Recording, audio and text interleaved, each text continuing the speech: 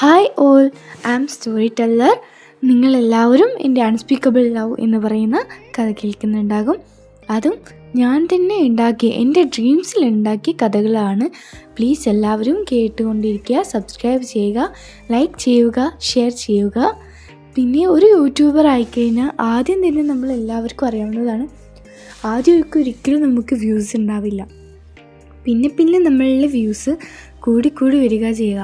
നമ്മൾ ഡെയിലി നമ്മളുടെ യൂട്യൂബേഴ്സിനോടാണ് ഞാൻ പറയുന്നത്, ഡെയിലി നമ്മളുടെ വീഡിയോസ് മിനിമം 3 വീഡിയോസെങ്കിലും, ഷോർട്ട്സ് ആണെങ്കിലും അല്ലെങ്കിൽ ലോങ് ആണെങ്കിലും നിങ്ങൾ ഇടാൻ ശ്രമിക്കുക. നിങ്ങൾക്ക് വ്യൂസ് എന്തായാലും ഉണ്ടാവുമായിരിക്കും. സോ ഇത് എൻ്റെ ഒരു ട്രസ്റ്റിൽ ഞാൻ പറയുന്നതാണ്. പിന്നെ നമ്മളുടെ വേറൊരു കാര്യം, നമ്മൾ അൺസ്പീക്കബിൾ ലവ് എന്ന് പറയുന്ന ഈ ഒരു സ്റ്റോറി, ഇത് നമ്മൾ സീസൺ 1 ആയിട്ടുള്ളതാണ്. ഇപ്പം നിങ്ങൾ കേട്ടുകൊണ്ടിരിക്കുന്നത് സീസൺ 1 ആണ്. സോ സീസൺ 2 നമ്മൾ ഇറക്കുന്നുണ്ട്. അത് പക്ഷേ കുറച്ച് ഡിലേ ആണ്. അതിൻ്റെ ഒരു മെയിനിലൂടെ കഥകൾ ഇങ്ങനെ വായിഞ്ഞ് പോകണമല്ലോ. നമ്മളൊരു കഥാകാരൻ ആയിക്കഴിഞ്ഞാൽ നമ്മളുടെ പെന്നെടുത്താൽ നമ്മൾക്കതിങ്ങനെ അങ്ങ് എഴുതി പോകണം എന്നതാണ്. സോ എനിക്ക് ഈ സീസൺ 1 എഴുതാൻ പറ്റും. സീസൺ 2 എഴുതുന്ന സമയം മുന്നേ നമ്മൾ വേറൊരു കാര്യം കൊണ്ട് പറയാനും പറഞ്ഞതാണ്.